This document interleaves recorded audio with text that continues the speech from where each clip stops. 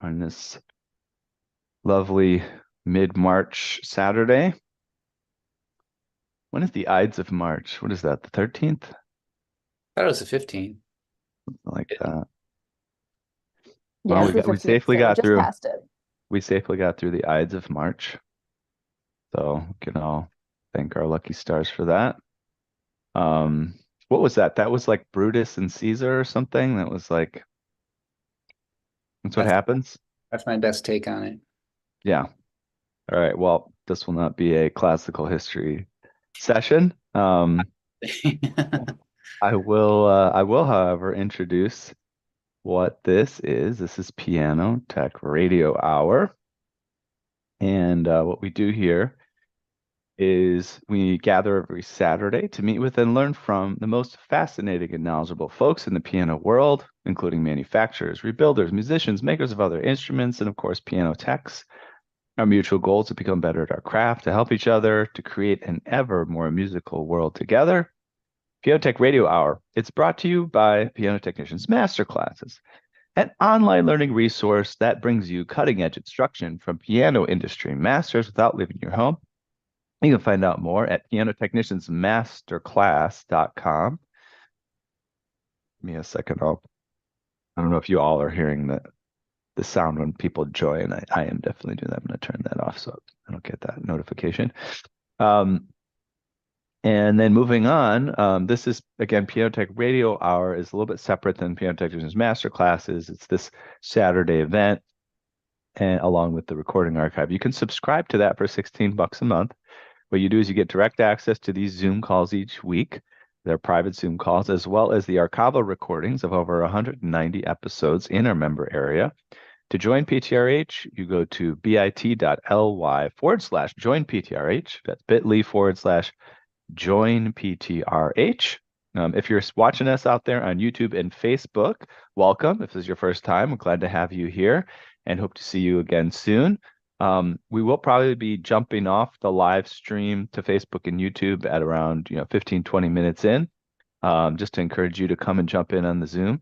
So we will share a link in the chats for Facebook, YouTube, which will help you see how you can jump in here.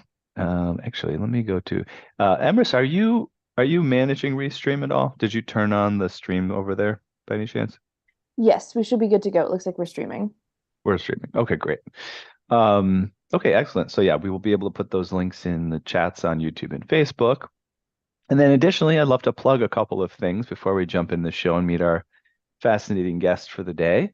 Um, we want to make sure you guys remember our podcast. So this show gets released as the podcast, audio only. And for about a year, we've been releasing 2-year-old archival episodes. So you can listen to the podcast, you can listen to these sessions, but they're kind of like the older sessions. We just started integrating our newer recordings. So we're still getting the kinks worked out and posting those, but we've done a good job posting a handful of them. And so this session, if you wanted to catch an audio only version on the Piano Tech Radio Hour podcast, it'd be out there in about a month. And if you want to go listen to the podcast, that's pianotechradio.com. We've got listeners all over the world. We've been in, the top 100, top 50, top 10, depending on the country, and performing arts podcasts on iTunes. And it's been really a fun ride with the podcast. Also, if you want written summaries and explanations of our masterclass content from the vault, these are lectures, with folks like, Mario Egrek or David Anderson or Sally Phillips. Keep an eye out for our blog, which we just launched about a month ago. That's pianotechniciansmasterclass.substack.com. So we create a Substack blog. You can also subscribe to that if you want and get delivery to your mailbox when new issues come out. But you can also just check out the blog at pianotechniciansmasterclass.substack.com. Make sure you go to social media, look at Piano Technicians Masterclass on Facebook, Instagram, LinkedIn. And then finally, I want to plug a masterclass coming up with Jason Castle. And we have an early bird pricing until March 16th today. I don't know if that ends today or tomorrow, so go check out the page. You can just go to our homepage, pianotechniciansmasterclass.com, and there'll be a notification to to link to that page and sign up.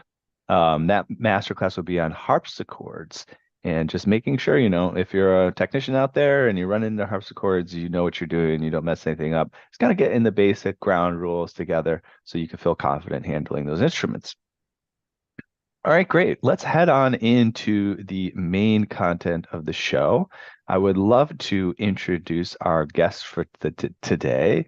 His name is Noah Frere. Welcome, Noah. He's been spotlighted here for a minute, so if you recognize him, you've already seen him. How's it going, Noah? It's going good. How are you, Ethan? Very good, very good. I'm going to read your bio. Let's get a little bit of background on this guy. So Noah's journey into piano technology began at the Randy Potter School for Piano Technology in 2006, sparked by a transformative encounter with the venerable Kent Webb, who tuned his Winter Spinet in Brooklyn, New York. And since then, Noah has navigated diverse roles. He's managed pianos at New York's Beethoven Pianos, and then also overseen a fleet of rental pianos at Carroll Music, also in New York. Noah actually, though, is currently based in Knoxville, Tennessee, where he's been researching the relationship between asteroids, S-types, V-types, I don't know what that means, but I know that's relevant, and meteorites via spectral analysis, among other things.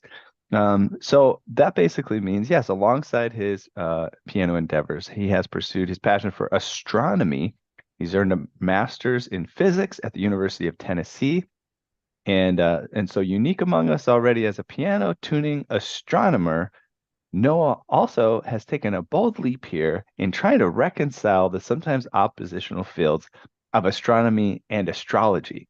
So this is going to be a fascinating session today. We're going to leap into the atmosphere, beyond our planet and reach for the stars and see some cool images and talk about astronomy. Then we're going to go talk about astrology a little bit and see what Noah has to say. I have to say I'm a little bit of a skeptic, but I also like to have fun talking about this stuff. And then Noah's got a piano that he's been working on, a Steinway.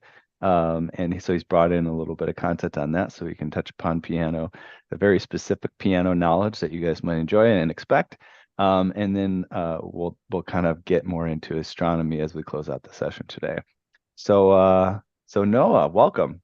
Thank Hello you. again. So tell me, we're gonna start like throwing up some images here. We put some considerable energy into making a hip little slideshow. So hopefully the viewers will enjoy that. And if you're listening on the podcast, I know, audio only content could be a little bit boring if we're just like, ooh, wow, that's a cool picture. So I'll try to give some descriptions, some descriptive patter about the images that we're looking at. So if you're just listening, you can still enjoy what we're talking about in the show. I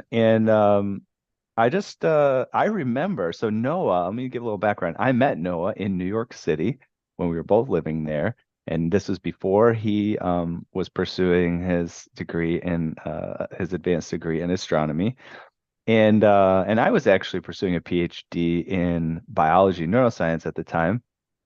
And yeah, we just kind of got to meet a few times. But I forget when it was. There was one day where you and me were just talking, and I got this word that you're like, I'm gonna go study astronomy, and I was like, oh, wow, that's cool, because it's kind of similar to my journey. Um, like how long had you been tuning before you realized that like you had this idea in your mind that you might go study astronomy, Well, I mean, I'd only been tuning professionally probably 6 years, maybe 6 years. hmm hmm And was that idea in your head before you even started tuning, or is I this just kind mean, of something that percolated up out of nowhere? so about 3 years after I tuned, I got my first telescope. And so by that time, 2010, I had moved to Tennessee, and I joined a astronomy club. And then I was in 3 astronomy clubs and reading a lot of articles about space. And so about 2 or 3 years after that, I decided to pursue astronomy. Now, piano tuning never got boring. It still is not boring. It's exciting. I love going to people's homes and I love to see what's in their bookshelf about as much as anything. I like to see what kind of glass of water they bring, or if they offer me a water bottle, like why would they do that? And who are these people? I like the social aspect of piano tuning very much. But I guess after like 5 years of tuning pianos, during which time I was repairing and stuff too, refurbishing and learning player pianos, how player pianos work. That was all good, but like the passion for astronomy became overwhelming, where I just felt like I gotta go see what I can do with astronomy. So that's when I went back to school around 2014, I guess. And Mhm. did you get to finish all this before like the pandemic hit? So Were I you think I got done? my master's during the pandemic year. I think it was 2020. Okay. Yeah. Just got out unscathed. Yeah. Studies Made it. during that time were pretty annoying. Yeah. Um, Well, well, and this I is and I was finishing up, like I didn't even need to be like I'd already taken all my classes. It was just research at that time. So I didn't mhm. have to take any of my classes online, which was really nice. No, it's great. Well, let me start throwing up some images here because I kind of prodded you to give us some cool things to look at. So we'll start throwing these up here, and I guess you and I will walk through them. Yeah. Uh, all right, so let me get on this screen. Yeah. To And be it's not like fair, piano tuning led to astronomy in any way. They were completely unrelated. And they still, are unrelated colloquially. But one can relate any two things that one wants if one is creative. So yes, no, I agree. Yeah, definitely. There's and you always, I mean, I've often been attracted to people who you would maybe call like a polymath, right? Like they've got their fingers and toes in several different areas, and of course there's going to be integrations, and ways to mesh and meld those things if you do get into multiple things like that. So that makes sense. Um, all right, let's take a look at this image here. I'm gonna just describe it briefly for a listener. It looks like some sort of a satellite dish here, and kind of a nice sunset and some trees and like a lawn on a hill or something. What is this one? What is this one? that's the observatory where I work when I teach astronomy. That's where I prefer to go with the students because that's where the telescopes are. Okay, nice. Out in the And that is, country, there's a good view of the Milky Way. It's a okay view of the Milky Way. At least you can see the Milky Way there, whereas you can, uh of course, never see the Milky Way in a city. yeah. And is that a satellite dish? And what does it do? It Is is, it? yeah, it's for radio astronomy. However, radio astronomy is one thing I have never really gotten into. Hmm, So I can't tell okay, you much about that dish. That was there before my time, and I don't even know if that is functional right now. okay. All right, let's hit the next one. Now we're gonna travel into the depths of outer space right away here. So, this is now we're getting into a lot of your personal photography. I think almost all of this is your personal Yeah. photography. So, what are we looking at here? So that's Jupiter, and you can see several of the bands, which are cloud structures. Um, and it's just one of the nicer photos of Jupiter I have. It's not spectacular by any means, but I'm not a spectacular astrophotographer, always working on it. But the cool thing about this photo is on the top of it, there's this little nub, and that is one of Yeah, Jupiter's moons that's just about to go behind the planet. yeah. That's so cool. Yeah, Yeah. I mean, it's like well, part of what I really enjoy about this stuff is it helps remove you from the, the craziness that is our planet, and realize that there's more out there than this, and it's very far away. And just to be able to connect with a planet that far, even if it's blurry format, for me, it like harkens back to, you know, Galileo and all these Yeah, for guys, sure. folks that were seeing this stuff for the first time. It's still kind of fun to see it the way that they might have seen it, or Yeah. maybe even a little bit better. Yeah, even better. Yeah, if this was zoomed out more, it'd look like a sharper image. It's so zoomed in there, it's a little blurry looking. All right, what's this one? So this again, this looks kind of like a very starry scene It's on black background. Yeah, it's a part of the Milky Way. And of course, the Milky Way is just the galaxy that we're in. So it's looking somewhere along towards the center-ish of the Milky Way. That's why it's so cloudy. The clouds are not clouds, it's dust and um, gas in space. And then there's a lot of like little details in there. For instance, about halfway between the center and the left, Hmm. halfway from top to bottom, there's a little structure there that kind of like down to the right a little bit. It's like a darker. So Here. that's like really cool. Like that is a beautiful little, you know, nebula. And it's not a great version of it, but you can see that if it was a better photo, it would have more structure. And there's all that nebulosity has a lot of structure, and with a really good photo, it really comes out. But this is, it's not bad for like a single Milky Way photo. Yeah. But yeah, even if it's not bad, I feel like I look at it and just thinking about all those different stars being all way out where each and every one of them is, it's pretty Yeah, and a lot of those fascinating. stars are double stars. But you So wouldn't tell know me it unless you focused on one star individually where you could separate the two components. Yeah. Now we wanted to pull out something in the upper right-hand corner. There's a very salient part of the image, Yeah. which kind of looks like cylindrical here with a little Mhm. bright spot in the middle. What is that? There's a little elliptical looking also. That is a separate galaxy that is outside of the Milky Way. It is the Andromeda galaxy. And so it's amazing because you can actually see that with your naked eyes in a dark Mm, sky. You can't mm, see a lot of detail, but it looks kind of like a fuzzy spot in the sky. And it's hmm. the only thing in the entire northern hemisphere that you can see with your naked eyes that is not part of the Milky Way. Oh, wow. Because it's so close to us and it's so big. Hmm. And of course, you may or may not know it's on a collision course with the Milky Way. So after a couple billion years or whatever, I don't remember the exact number, we are being modeled to collide with each other, where the stars will then intermingle, and we will have a new galaxy created at that point. I can't wait. Can't wait. I'm I'm gonna looking forward to it gonna too. have a little party at that time. Yeah, that'll be good. Mhm. Um, all right, and then we got a little detail on that one in the next photo. Let's Yeah. hit this next one here. Tell us about this one. So again, just to explain, kind of like two dappled images left and right that look very similar, except one is kind of yellowish and one is kind of bluish on the right hand, Mhm. yellow on the left, blue on the right hand. But yeah, like kind of a dappled image of stars, some pretty big stars and speckled with smaller ones. So what is this particular image So you may or have set? heard the phrase as someone who's coded, perhaps garbage in, garbage out, or something like Hmm. that. Sure, The, yeah. the challenge with astrophotography is one, getting good images in the first place, and you usually get like 100 or 200 or 300 or more images of the same object, and then you stack them all. And as you stack them, it brings out the detail. You like create one master image out of several other images.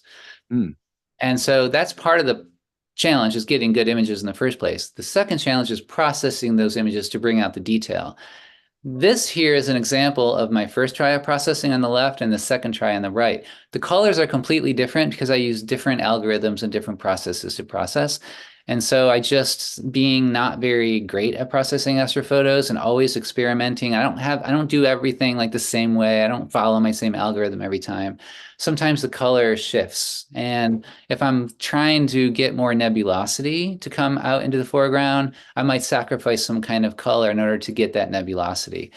So the left image is probably more accurate in term. It's like 99% chance more accurate in terms of its actual color content. hmm.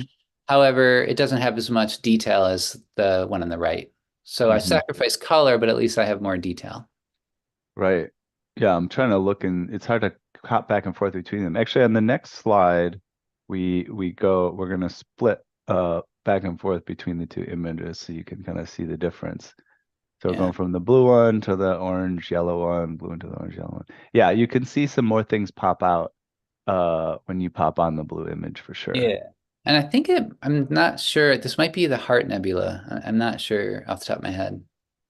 And when you say processing, what do you do to process the image? You can use Is it things is like it digital? Photoshop, and you Okay. just you adjust the light curve. You make little Hmm. tiny micro adjustments to the light curve to bring out the light, and like without making it grainy.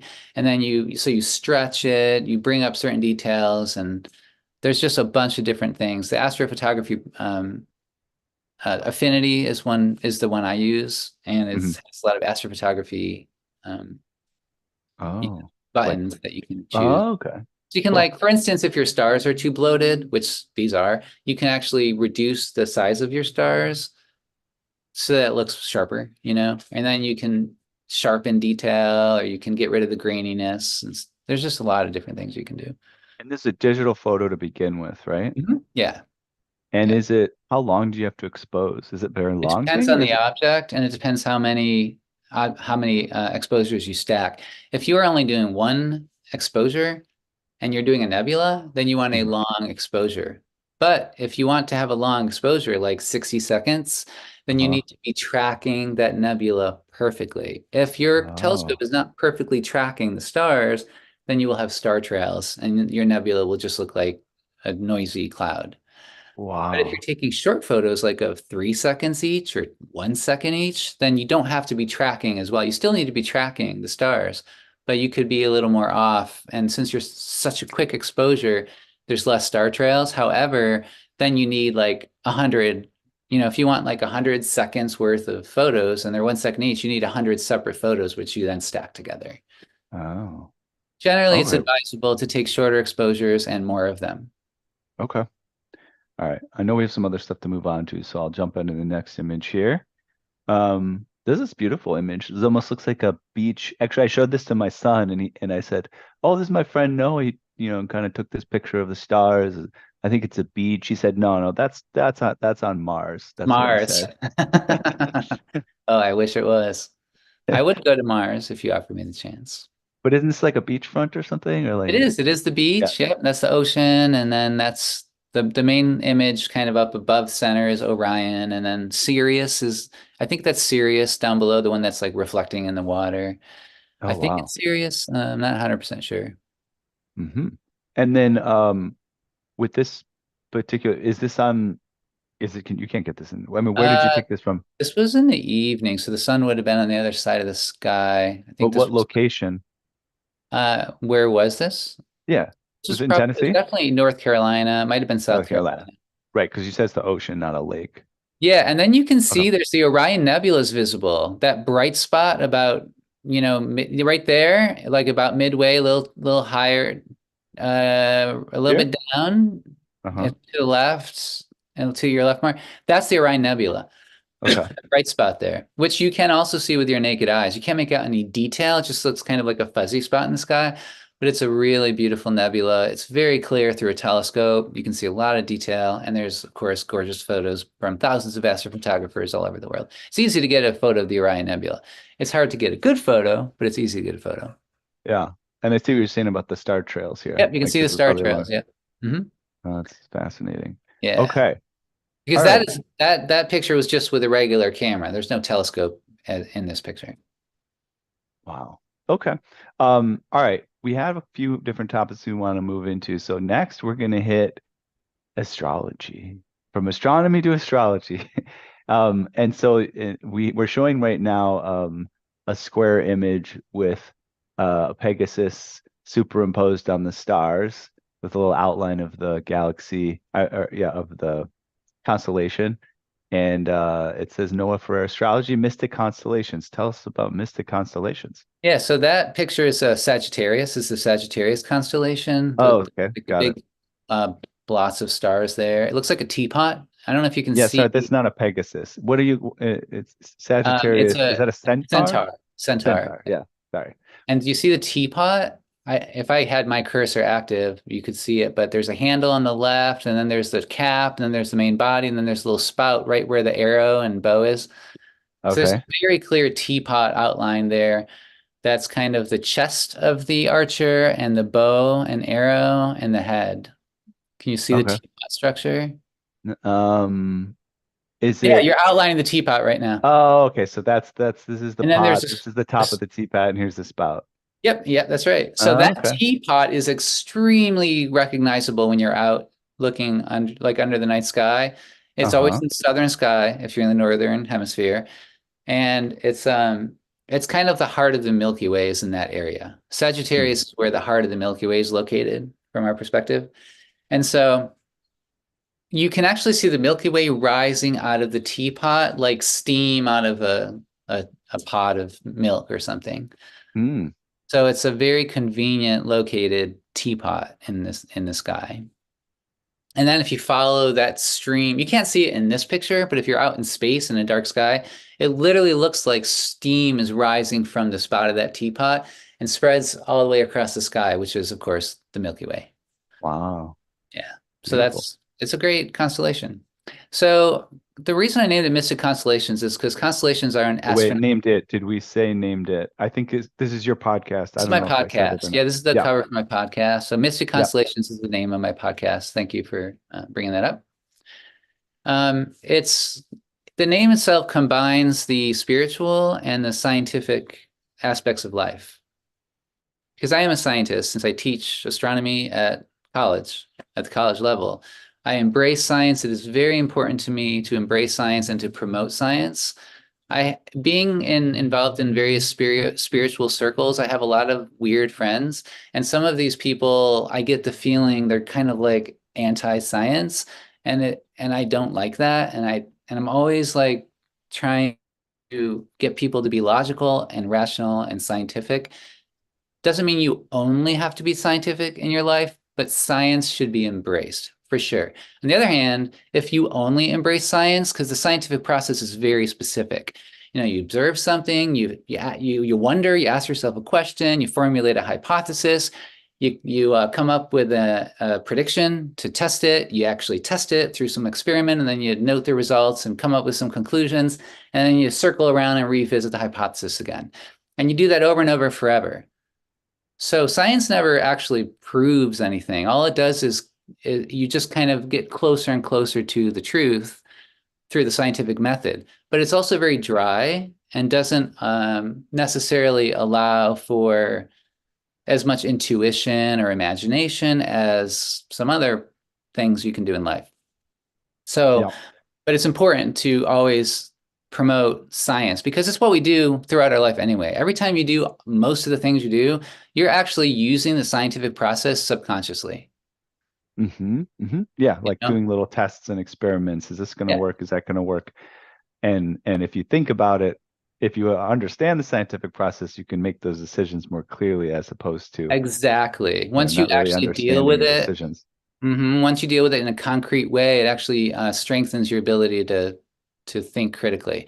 On the other hand, there's this whole other aspect of life which does not require science to embrace, and that's the spiritual aspect. Now, you can combine them as you will. You can have them be the same thing, I suppose, as well. Like seeing the beauty in the scientific method, or maybe you don't need anything spiritual because like it's just not required.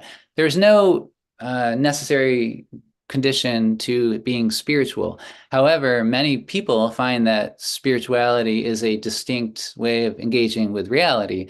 And so that's where the word mystic comes in. So constellations refers to the actual science of the sky, and then mystic is the spiritual part. And I'm always trying to maintain a balance between those two things. Yeah.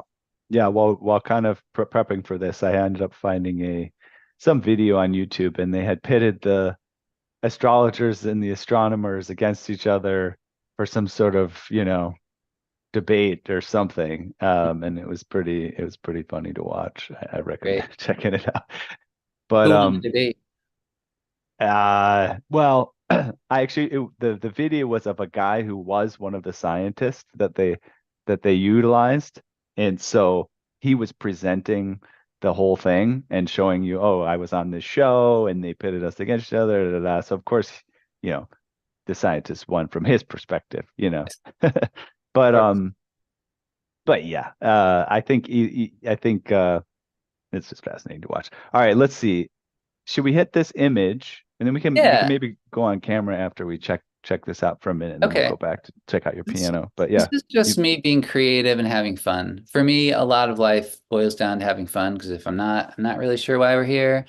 And so I try to bring fun into all the different aspects of life in one way or another. And here's a way of combining the musical scale and the different home keys with, various numbers of sharps and flats with the signs of the zodiac.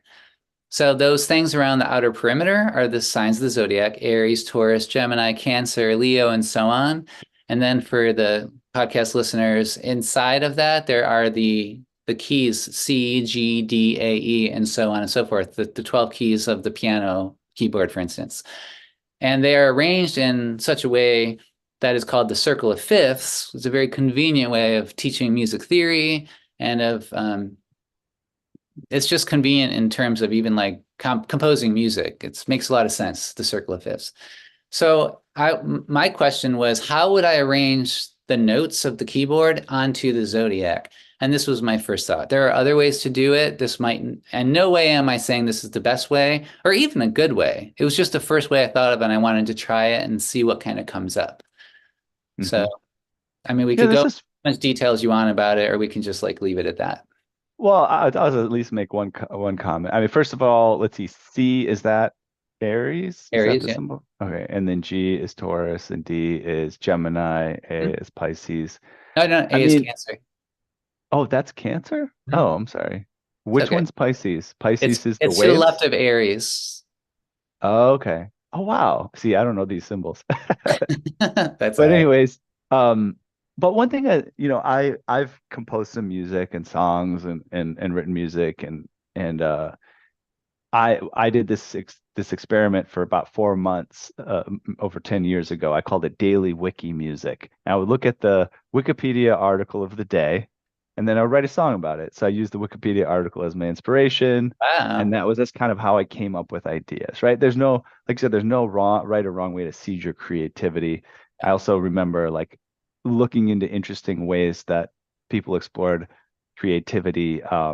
The recording engineer and musician Brian Eno had this thing called oblique strategies cards, and he made a deck of cards. You would draw the cards if you were stuck, and it would give you just something to sort of think differently. It might say something like try it backwards, or more silence, or whatever. That's awesome. And so yeah, I could totally imagine, again, just get somewhere with your music, just to get some inspiration.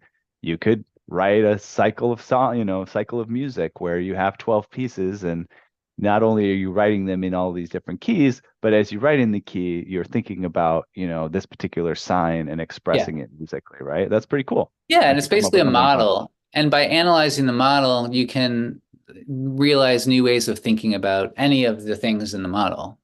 If the model is new and if it's creative. It's a way of fine-tuning your own your own understanding of any system. Yeah. So we'll get into I think we're going to take a look at the Steinway that you've been working on in a few minutes, but tell us more about your process of getting into astrology, because I think we talked about it. It's not, I would have thought maybe, oh, you had always been into astrology and then the astronomy thing overlapped with it, but you actually kind of got into astrology because of getting into astronomy. Is that right? Or what was I'm not sure it's because of, but it did follow. Was a totally different trajectory. It just happened after. It did come after, and it came kind of at first on its own. And I don't remember why I got into astrology, because it was very gradual and very general, and it was barely an interest at all at first. And then as I, started studying astronomy more and more, I guess the thing where they overlap is science can be so dry and analytical. And I was feeling like if I'm going to be doing this science for the rest of my life, I just wasn't sure if it would be able to occupy my spirit, brain, heart for the next 30, 40, 50 years. So I was like, I don't know, how many scientific papers can I read? How many scientific papers can I write? It's going to get boring. And I was like, what's not boring? Stuff that's creative, and just you get to make stuff up, and you get to use your imagination and deal with people. Like astrology is not boring at all. And you can literally make stuff up when you're an astrologer. Now, I'm not saying that astrology is therefore false or has no meaning, but you are allowed to be creative. You are allowed to use your intuition. Whereas with science, you can make stuff up, but then you got to test it. It's very, So I guess it's not that astronomy led to astrology, but it did kind of, it just kind of inspired as a reaction almost. It's like, where's the spirituality in this science, and it wasn't really built into it so much per se, not in the way that I needed it. So I started looking for something more spiritual that still had astronomy as part of it. And that is obviously spiritual astronomy, which is none other than astrology. And tell me, a few ways, maybe we can bring in some of these things that you and I had discussed previously, just kind of about now let's integrate like pianos Okay. and astrophysics Yeah. and astrology. Like, how do you see these things connected? All right. So I've never formulated a very good answer to this connection. I would have to write in order to do that, and the truth would come out in the writing, but I haven't sat Hmm. down to do that. So I can just kind of generally give you the best answer I can off the cuff. Hmm. Basically, when the planets go around the sun, they do so with an orbital period, and it takes a certain amount of time, right? And you could graph that as a sine wave. You can do the same thing with a piano string, and Mm. you can like just, an octave. If you had an octave, a C4 and a C5 octave on the piano, you could compare that to one planet moving around the sun at half the speed of another planet, right? Hmm. So there's a very simple way of comparing piano strings and orbital resonances like that. Where astrology comes in is what does that psychologically have to do with our life? And if you don't believe in astrology at all, that's fine, but this part of the conversation would be meaningless to you. But if you have any interest in that at all, it's not hard to be creative and to kind of think of ways in which that might integrate into your life. So yeah, okay. So, and I'd like to give you an example. Hmm. So there is Neptune, which goes around the sun every 167 years or something. I don't know the exact period. It takes a long time for Neptune to go around the sun, but it takes Pluto longer, about 248 years. If you send Pluto around the sun twice, you're talking about 500 years. You could send Neptune around the sun 3 times. It takes Neptune the same amount of time to go around the sun 3 times as it takes Pluto to go around the sun twice. There is a 3-to-2 orbital resonance with Neptune to Pluto. Hmm. Now, this is not like orbital resonances are important in our solar system formation and in maintaining the solar system. If there weren't, then some things would have been shifted and some planets would have been kicked out, and we might not be here on Earth anymore. There's just a lot of very specific things that have to happen to keep our solar system stable. And that orbital resonance is important because Neptune is a certain distance from the sun. It's around 30 times as far away from the sun as the Earth is. Pluto is on average around 40 times farther away from the sun than the Earth is. But Pluto is on a very elliptical orbit. It's not circular like this. It's like elliptical, like an oval. And so when Pluto gets close to the sun, it crosses over the orbit of Neptune. So your question might be, well, is Pluto going to run into Neptune someday? It's crossing over Neptune's orbit. That would be bad. Well, no, it won't. And it won't because the 3-2 orbital resonance keeps them at a specific distance away from each other at all times. Neptune never crosses Pluto's orbit at the same time as Pluto is there. So we're safe, right? Mm. And it's because of the 3-2 orbital resonance that keeps it that way. If they weren't, then at some point in the distant future, maybe a billion years away, yeah, Neptune might run into Pluto. But because of this resonance, we have stability. Hmm. That automatically makes one think of pianos. Like, what makes a piano sound beautiful? Resonance, right? You have a 3-2, you can tune a fifth as a 3-2 fifth, where you take the third partial of one note and the second partial of another, and you have this beautiful fifth. And so then I was thinking, what if I tune the whole piano in 3-2 fifths? Well, then, as you pointed out the other day, Ethan, you would have the Pythagorean comma you would have noise You just eventually. basically have like just intonation, and you'd Yeah, have a you would get wolf. the You'd have wolf, like a wolf fifth, I you think. get the Yeah, wolf fifth, and you'd have a terrible sounding piano. yeah. But so that whole thing then, like, that's already interesting. But then when you bring the astrology into it, like, what does that mean for our soul or how we emotionally deal with life? for instance, as an astrologer, I could look at your Neptune placement in your chart and tell you some stuff about your imagination and how you deal with your imagination. Or I would suggest things. I wouldn't tell you. I would suggest things. Right. And you would see whether or not they resonate with what I said. And then I would talk about Pluto for a while. And then you would be like, how does Neptune and Pluto, how do these ideas, how do the ideas of revolution or like you breaking things down to their essence and then rebuilding them and how you dream about your future, how do those things all relate together? And if there's a great dissonance in your own heart and mind between those ideas, then this is the crazy idea I had. I could tune your piano focusing on the 3-2-5th, for instance. Maybe we put a wolf fifth in there. Maybe Mhm. that would be, then when you play the piano, yeah, it sounds like really bad. It's in some intervals you're playing, but that might like emotionally trigger certain things in your own heart and mind that actually help you to deal with whatever issues you're dealing with. So that would be I've never done this. I never thought about it until this week, but that'd be a really creative way of bringing together piano tuning and astrology and astronomy. Cool. Yeah, I love and I also find I'm almost certain that these type of different interests, right, bring ideas into the other. So like I'm thinking about equal temperament. So we're talking about how you have these 3-2 resonances, but if you have so many 3-2 resonances that are supposed to fit all together, but they actually don't, you get this Pythagorean common, but you have to kind of you have to widen them or narrow, widen the Yes, fourths, yeah. narrow the fifths or whatever in order to make it all harmonious. Mm. What's going out there in outer space that's similar, right? Where Yeah, it's supposed to like a 3-2 actually seems like it's almost 3-2, but it's not quite, and it's because it has to like stretch a little bit to fit somewhere else, right? yeah, totally. And seed you with interesting ideas.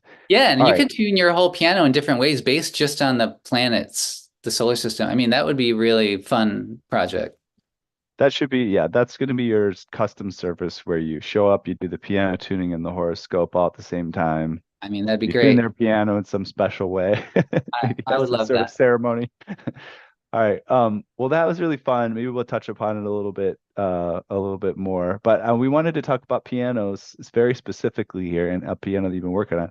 I'm actually just noticing a fun coincidence. There's a little star on the on the what did You're you call right. that? Like the hub cap, not the Yeah, I hub didn't cap, even but realize the that. rim of this tire. So again, let's describe the picture. It's a kind of rough and tumble scene here. It's almost like it's not a trash, it's not a dump, but It it's is like a a dump. warehouse. It's a It is dump. a Okay, so dump. it's a dump with piles of, debris. There's a trailer here and a kind of old piano just sitting out there looking abandoned. So tell us about this. And it says danger in a big red sign. That Do not that is a approach pits. piano that was in my shop about 10 years ago. It was a player piano. I never fixed it. It went to my friend's shop. He never fixed it. Finally, it's like, let's get rid of this piano. We took it to the dump. That's what that picture is about. It happened the same day that I moved my Steinway Grand to his shop. So it was like, we were like, Okay. all right, we need space for my Steinway. Let's get rid of this old piano. Nobody needs it. Okay. And then what's That's the this piano? So Steinway that I'm refurbishing. okay, and then this again to describe the picture, it's you kind of leaning up a piano on it, leaning against a piano on its side. But you're not leaning on it, probably be a bad idea. But you're kind of standing next to piano being moved. It's got some keytops missing, it looks like it needs some work, but I guess that's part of why you found it interesting. So Yeah. what here we're looking at the end of a keyboard section of the piano. There's Arm. clearly like some really rough veneer falling off and cracking and stuff like that. What's going on here? Oh, it's just the arm has been beat up. I think it's like a 1935 Steinway. I think I'm not Mhm. sure about that, but I think so. And it's just the veneer is all. I mean, obviously, I can't sell. I'm going to sell this piano Okay. unless I end up keeping it, but I'm planning on selling it. So I'm just going to refurbish it. I'm refinishing it, and so I got to put some fresh veneer on those arms. And what's this one then? It looks like you're in that process. Is this the Yeah, same? This is the other arm though. the Let's other see. arm. Yeah, That's the other arm we're actually looking at. It looks like there's a piece of veneer partially glued on in a yeah, big sheet sticking up there, and then maybe it's going to be slowly but surely glued down to yeah. meet the base wood. So I decided to use. I am not a woodworking expert at all. So, but I've learned a little bit hopefully, in my life. So I decided to use the stuff that where you put it on both sides and it sticks. What's it called? Contact cement. Okay. Now, I don't actually know if it's the best option. I mean, it would be better to use hide glue, but I didn't feel like it. I wanted to use contact cement, and we'll see how it goes. I mean, the next slide will show somewhat how it went. Is it contact? But I feel like contact cement, is that the stuff that's supposed to be kind of like removable? That's I the mean, only thing I would be careful I don't careful know. about. When the person buys this piano from me, if they call me back 5 years later and say, my arm veneer came off, and be like, oh, my bad. I'll come back and fix it. Okay. Got it. All right. And this is the same thing from a different angle. Yeah. And then this is what, after So you that's lay some veneer after, down?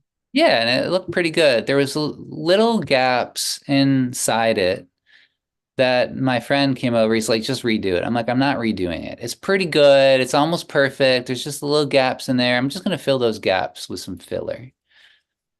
And you mean gaps in the seam of the wood where the It was two like, veneers come together? Or yeah, it was like in between the veneer and the base layer. So it's just it wasn't okay. fully, you Okay. know, tight all the way through. Okay. Got it. It was And mostly tight. then here we got a piece of sandpaper and what appears to be some sawdust there. What's going on here? Well, I just sawed some, in order to fill up those gaps, I wanted to use the same color and largely wood. So I just sanded down some of the veneer into sawdust, which And then then in the next slide gets mixed with glue. And then the next slide, it is paste or looks like putty. kind of looks like peanut butter. It looks like peanut butter, yeah. Don't And eat then it I though. just filled with whatever gaps I found in that veneer, in between the veneer and the base of the Okay. arm. Just to give it. And then Just do to you strengthen it, sand it make after sure it's that? tight. What's that? You sand it after that, right? Or what Well, was your process I of like cleaning it I up? like squeeze that into the gaps that I found in between the veneer and the arm, Oh, just to okay. fill up the space so it's solid. Yeah. Okay, got it. Got it. All right, and now we're looking at two legs from the piano. It looks like one's got a finish on it, one doesn't. Is this you Well, sanded one down or what yeah, the what's one on the going on here? right's been sanded down. Yep. It's pretty wood.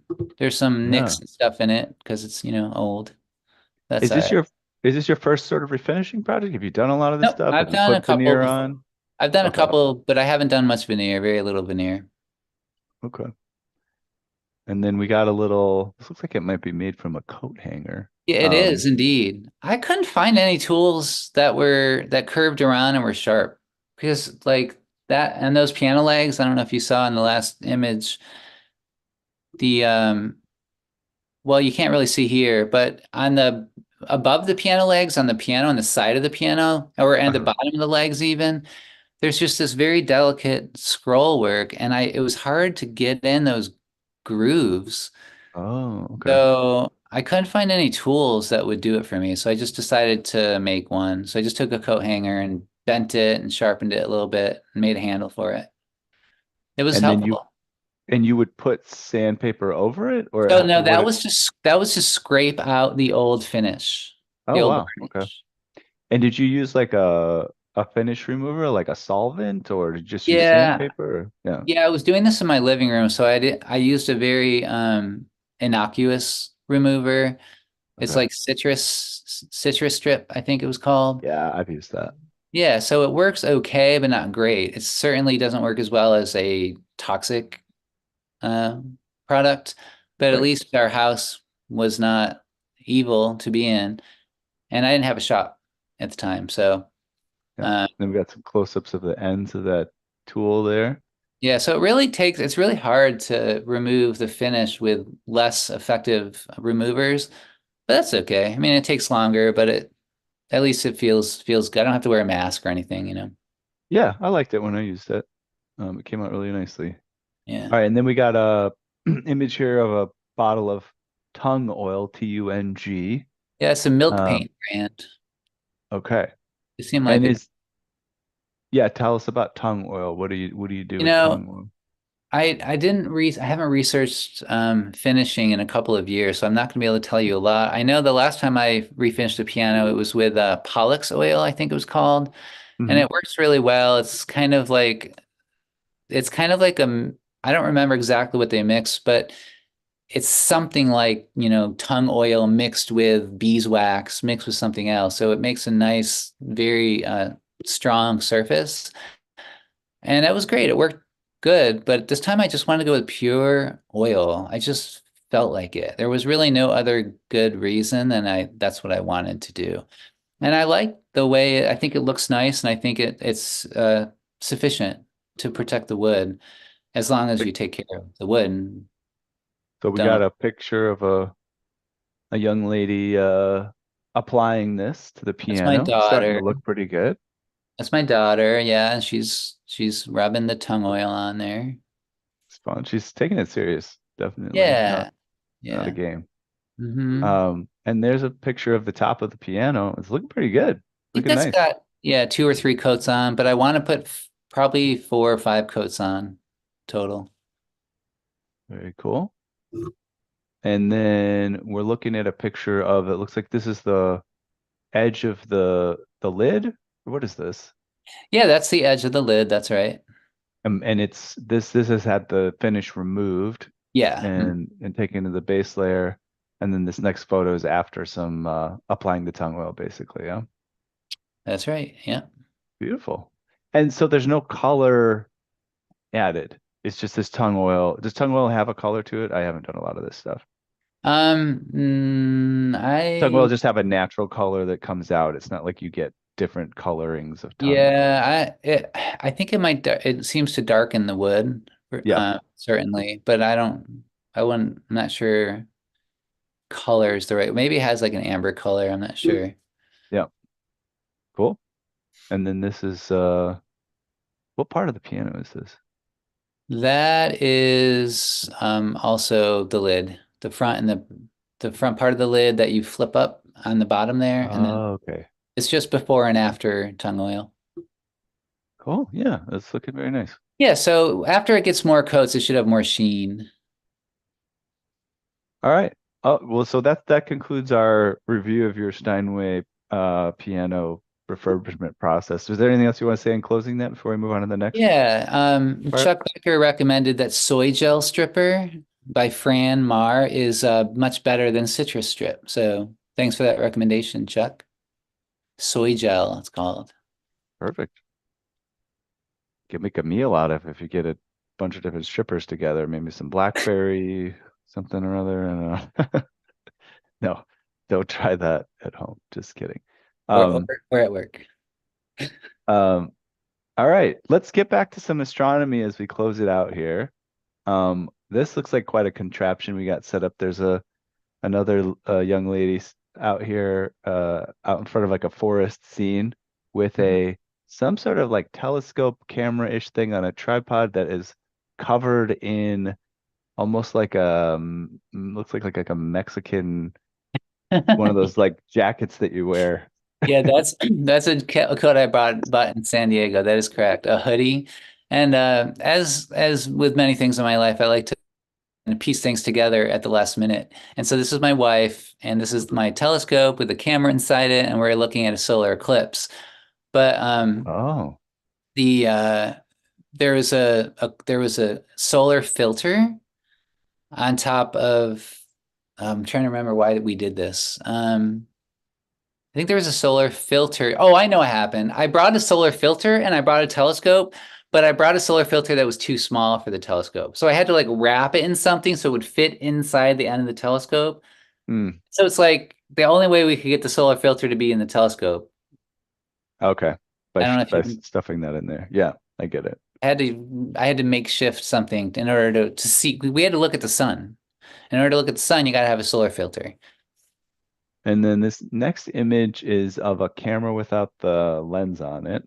What's going on there? EOS Well, $1100D. I'm not very smart. So what I did was look at the sun with my camera without putting a solar filter in there, even though I should know better. And it immediately started burning the inside of the camera. And so Wow. there's like it's showing the flip mirror there and it doesn't look Uh-huh. burned in this picture, but it is burned some. And actually Uh, it burned the plastic and it melted the plastic so that it's stuck in place. So it was wow. completely dysfunctional. So I had to like take off the lens, get my knife out and cut through the burned plastic, which was had glued itself in a place it shouldn't be. And then I was able to get the flip mirror to work again, but it didn't work every time. It only worked some of the time. Okay. Wow. Don't Yeah. look at the sun with or without your eyes without a solar filter is the lesson there. Yes. Oh, yeah. Well, tell you what'll happen to your eyes, I guess. Exactly. Um, all right, and then now we got an image. It's a white circle with a black circle kind of coming over it, but it looks like there's some sort of weird like sharkish type airplane bird Sure. thing in there. What's going on?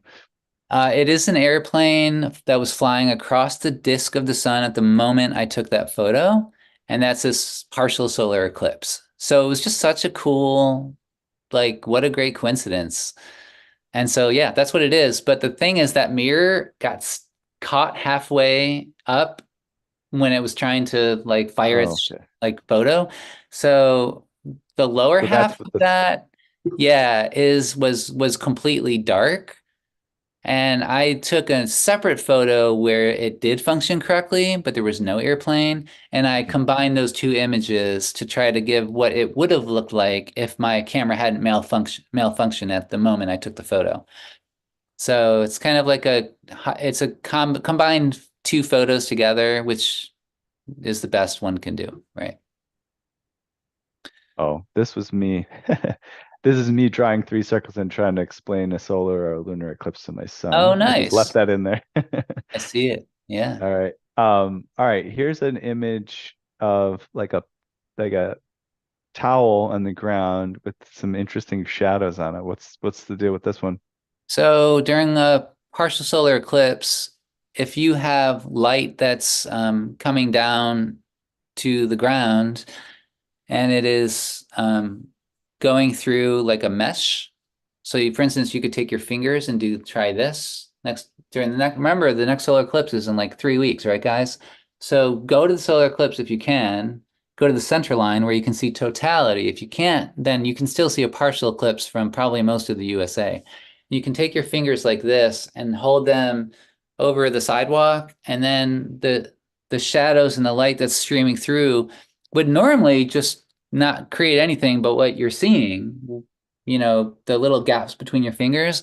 But during a partial solar eclipse, every one of those little pieces of light that make it through are in the shape of the partial solar eclipse. In other words, they make little crescent shapes. And Oh, if you yeah. zoom in on those, you can see that they're crescents. The thing that made these crescents was the leaves. Just letting the light stream through the leaves of a tree creates those crescents. And it's very unique, interesting optical benefit of a partial solar eclipse. Yeah, that's cool. Um, and then here's a beautiful sky image, clouds and sort of a sun coming through the clouds, but it has a very unique sort of lighting aspect. What's this one? Yeah, that was during the partial eclipse, and the sun is overexposed, which means you can't see what the sun looks like. But that happens when you take a picture of the sun, right? So it's Yeah, just an image of the sky during the solar eclipse. cool. It's a beautiful one. I like it. Yeah, it's Ooh, really and cool. this one's very magical. It's the moon. It's kind of got an orange pinkish Mhm. flavor to it and a few stars speckled around. But Yeah. a beautiful picture of the moon. What's this Moving one? into the lunar eclipses. Yep. This is when the shadow of the Earth covers the moon. Mm. And so that difference in shading is just caused by the shadow of the Earth is starting to approach to cover the moon. It's not there yet, but In it's sort of this changing the coloring a little bit. in this specific picture, this was pretty much, if it wasn't a total lunar eclipse, it was very close to total. Even during a total lunar eclipse, you can have slight gradations in color because the moon, the Earth, the shadow of the Earth is much larger than the shadow of the moon. And so if the moon isn't like smack dab in the middle of the Earth's shadow, you might have some differences in how the light is striking the moon. Why is the moon red during a lunar eclipse? That's the question I'm asking you. So it's red because if you can imagine the sunlight is going around the Earth Hmm. and then it keeps on going past the moon, but the moon is in the shadow of the Earth. Hmm. However, the light that's going around the Earth bounces off the moon and comes back to the Earth. You are seeing light that's reflected off the moon back to Earth. However, Hmm. the light that made it to the moon in the first place has to go around the Earth. What Oh, happens when the moon goes at an oblique angle, like tangent to the Earth's surface? Well, you know what happens when you see sunrise or sunset? All of the sky becomes red. So oh, the yeah. wavelengths of light that are making it past the Earth and bouncing off the moon are sunset and sunrise rays. Mm, All the only light that we're seeing are reflections of sunrises and sunsets mm, that are global. So essentially, you're seeing all of the sunrises and sunsets at that moment on the Earth reflected back to you, and that's why it's red. that's kind of fun. Mhm. All right, and this next one is a sequence of images, several moons with various shadings and colorings, and it looks like a sort of a time sequence. What's this one? It says total Yeah. lunar eclipse November 8th, 2022. So that's the top photo there is when the shadow of the Earth was first starting to cover the moon, and then it increased in coverage until it got to full Seventh eclipse, which is anything. kind of down below in the middle. Mm-hmm. The reason there's such a jump in between if you take the third picture from the top and then look at the fourth picture from the top, Mm-hmm. the third and the fourth moon, reason that Yeah. looks so different is the exposure time in the camera. Oh, okay.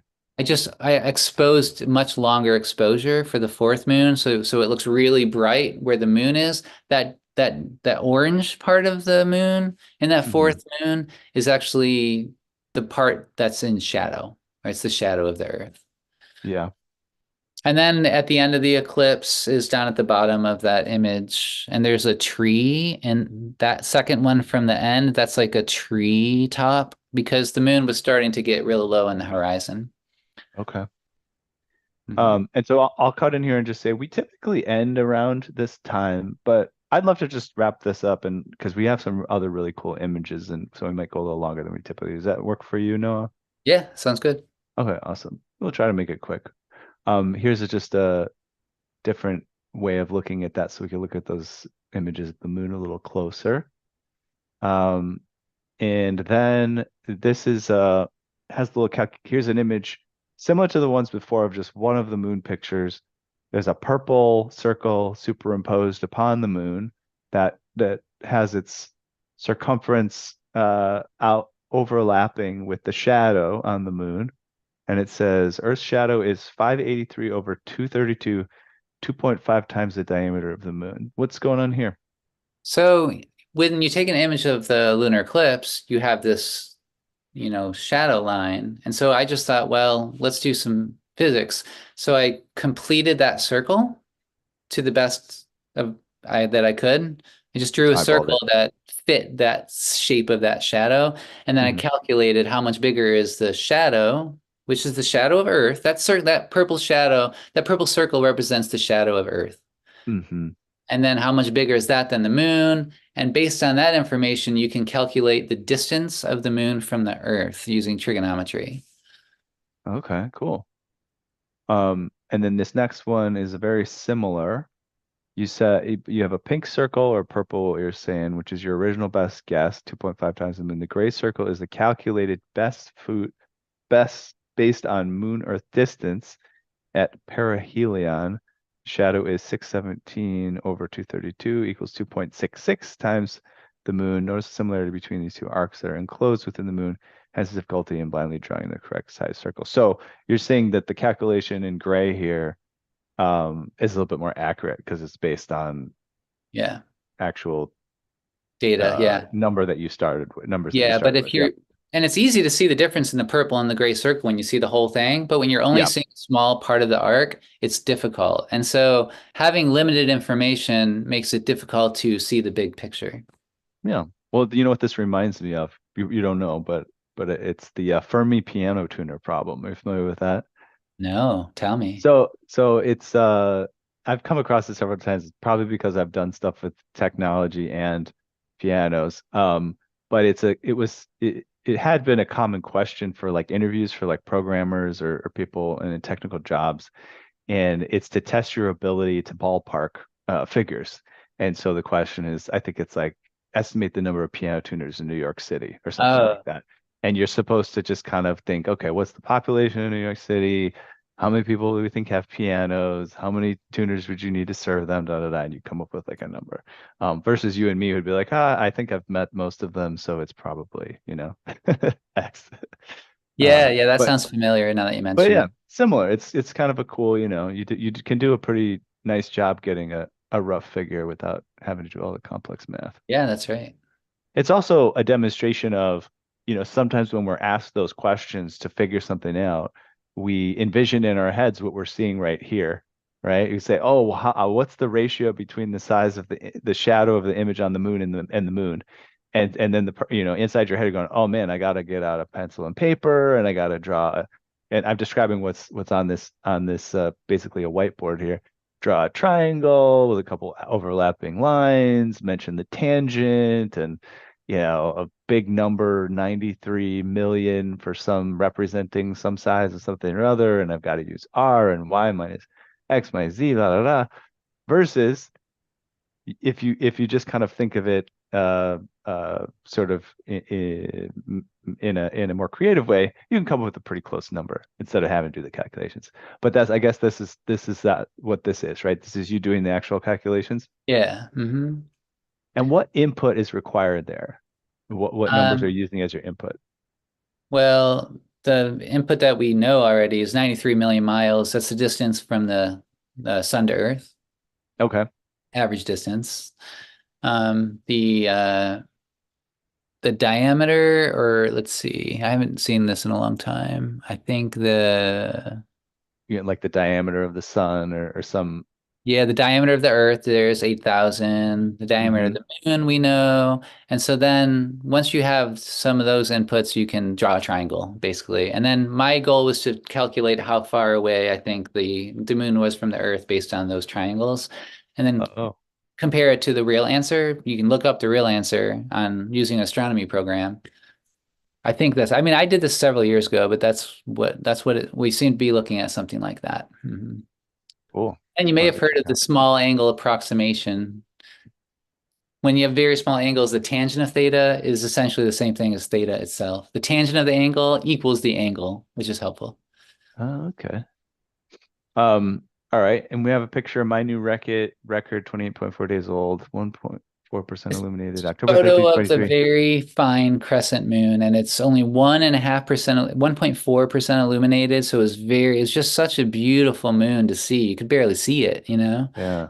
And I love finding crescent moons that are barely visible. Yeah. Yeah. We've got a handful of pictures here of you moon chasing, I suppose. Yeah, I'm a One moon is chaser. nice. Little bit. You're just driving down the road at nighttime. You got a good Yeah, picture on the highway. Here's a mountain. Is that, yeah, some, it's a mountains, hill. It's a hill. hills. Yeah, hills. But it's beautiful color. It's like the moon, but it's like the color of the sun. Yeah. And That's a and moon then halo. So it's like the moon in the sky, and then around the moon is a halo. And it's basically just the way the moon's light refracts off certain kinds of atmosphere. yeah, moon looks giant in this picture. Yeah, the farther away you are from the foreground objects, the bigger the moon looks. So the moon doesn't change size from our point of view. When you take a photo, it only changes size relative to the objects in the foreground. Like, so if you're looking at the moon and it's on the horizon, it looks bigger. You're like, wow, that moon is really big. And then you see it up in the sky, you're like, oh, the moon's gotten smaller. It didn't. It did not change size. You can measure it. It's the same. But since the foreground objects like affect our view, it looks much bigger when it's on the horizon. Mm-hmm. Here's another one, kind of in the forest by like a little pond or lake. Yeah. And is this the same area, this next one? Yeah, Or it's the is that, same lake. Yeah, yeah, the same same lake, but day. another view. I need a better Got some camera. cool reflections on the water of the forest, and Yeah. a very light moon. Actually, we can hardly see it in this image.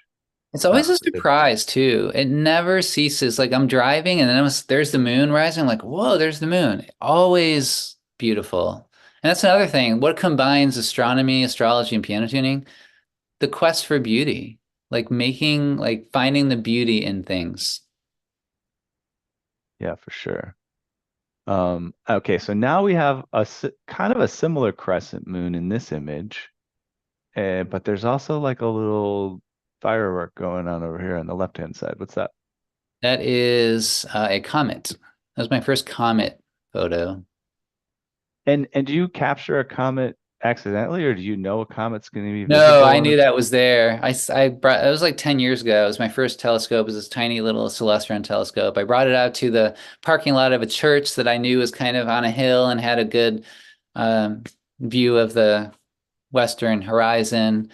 And you have to know where to go. You got to make sure there's no trees in your way, for instance. So I knew that comet was there. I didn't know I'd get to have the moon in the same picture. That was pretty great. But that is through the telescope. That's a telescopic image. Cool. And you can see the Like, moon, the part of the moon that you can't normally see in the last picture. See how hmm there's structure there and Oh detail? yeah. There's a word for that. It's called earth shine. So what happens is Oh. the light bounces off the earth from the sun. It travels over to the moon, strikes the moon's surface, bounces off the moon and back to the earth again. So you're getting Uh-huh. like this ping pong effect of light. And so you're seeing, the moon that's come to Earth, over to the moon, and then back to the Earth again. So it's called Earth shine because it's reflected light from the Earth off the moon. Mm-hmm. All right, the next one is a comet through some trees. Got a very mystical quality. Hmm. And this one looks more like out in space, like among a lot of stars here. It says Yeah. Comet C 2022 E3 ZTF. Um, what's that? I don't remember what ZTF stands for. Um, I don't know. I can't tell you what all All the right, name means. very cool. And now is this a comet too? This Yeah, and you next can one? see the tail above it. It almost Here? looks like there's two tails because comets do Yeah. often or perhaps normally produce two tails. One is an ion tail and one's a dust tail, and they face different directions because they're composed of different things and they're affected by gravity and the sun differently. And this is interesting because if I look at the stars, they Hmm. kind of have a purple and white type of tone, but the comet is kind of like a turquoise Very green, yeah. cyan type of color. Yeah, the star colors are resultant from their temperature. Colors are directly related to temperature in stars. And the comet color is probably more related to the chemistry. Hmm. Is this another comet as well? Yeah. Cool. And here's a beautiful picture of, I guess this is the Milky Way. Yep, that's the Milky Way. Yeah. I was curious, there's some sort of jagged edges here at the top left of the picture. Is Part that of just, part of yeah, that is just my photo it's processing. your photo processing? Probably most of it is. It does look very unnatural, doesn't it? So I don't even remember seeing that before. And you can So see it how the makes, stars are like elongated in the corners. mm-hmm. That's a result of the optics of the telescope. Like in the Mm, bottom left corner and the top right corner, yeah, almost like you're traveling through space, like in a science fiction movie. That's just yeah. because the optics on telescopes are subject to error unless you have a really good telescope. Here's And you can correct for that stuff if you know how, but it's a big deal. here's a closer view of that picture. Really cool. Yeah. And then is this also the Milky Way? That's the Milky Way too, Is and this the that's an same airplane. Andromeda? Yeah, that's Andromeda, and there's an airplane in there, and there's a meteor in there. You can tell the airplane's an airplane because it's perfectly straight, and the same size, but the meteor has a variable width in the streak, which Uh-huh. means it was like burned up as it entered the atmosphere. Wow, that's cool. Yeah, Oh and you could wow. Okay, track, so when it's thicker, it's actually there's more meteor there, and then yeah. it dies basically at the end. Yeah, and if you tracked, probably, I'm not 100% sure about that. That does stand to reason, but I could also imagine it being the other way. But you could track that meteor back to its source and then, or some potential source based on where it might have originated. And then you can perhaps, depending on the time of year, you might be able to know like if it's a Geminid from the Geminid meteor shower or one of the meteor showers, or if it's just like a random meteor. All right, here's a closer view of that one. And then here's a cool night sky again.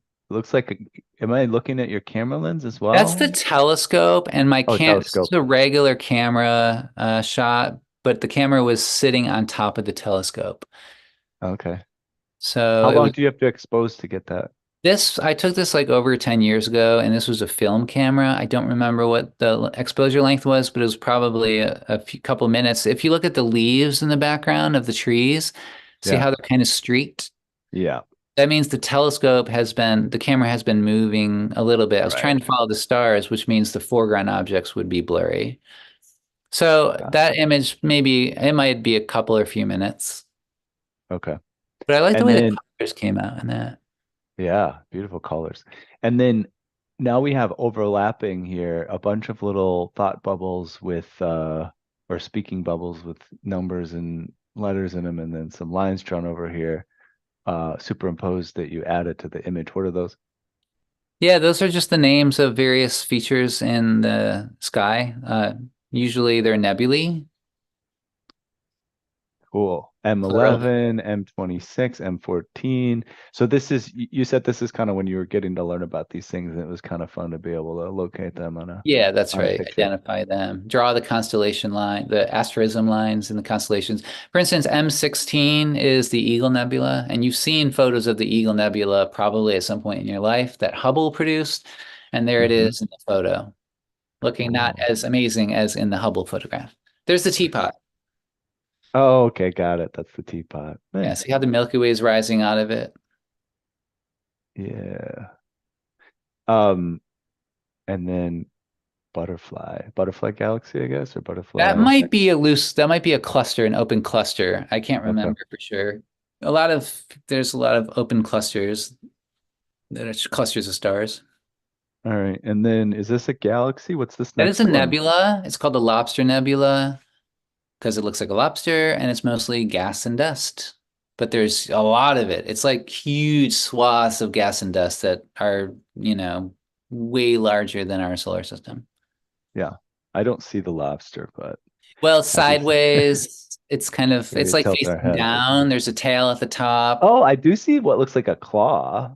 Is that maybe? Well, the tail is at the top. There's like an arm on the left with a Okay. claw, maybe, and then the body is like the main meat of it with a head at the Yeah. bottom. Yeah. If I tilt my head, I could see it actually. Look Hmm. closer. Cat's Eye Nebula. That one's really cool. Yeah, it's got a cool shape. So yeah, this one is just on a black background, a couple of stars. They're like a spirally blue type of. That's Hmm. almost like reminds me of the spirographs we did when we were kids. Yeah, it does. The way And that the different things geometry cause goes. nebulae. Sometimes they're caused from a star that's expanding and it's blowing off all of its layers. Sometimes it's caused from a supernova that exploded, and you're looking at the remains like of a dead star. Sometimes it's caused from a bunch of gas and dust that's floating in space, and the starlight's reflecting off of it. All right, and then we have this says M82. So Mhm. this is a That's a nebula as gal well. that's a galaxy. Oh, this is a galaxy. You can't see with your naked eyes, but you can see through a telescope pretty easy. The colors in this particular image really cool because it's like basically black and white everywhere with the space and stars, but in the actual galaxy, there's some cool reds and oranges and blues in this image. Yeah, there's really, if you look at like really high quality images of this, it's just the detail is amazing. It's beautiful. Um, Awesome. Well, this is our last space photo. I know we have like two more photos here. Oh no, what is this? Is this the same one? It's just a Yeah, I think different that's M82 picture. also. Yeah. Cool. It's beautiful. Mhm. Um, Now we go to bonsai trees. We're not going to talk about it, but just a little afterthought. You are a Yeah, bonsai aficionado in addition to all of this. I We thought try. we'd share a couple fun photos of that stuff. Yeah. Oh, there was one more. Okay.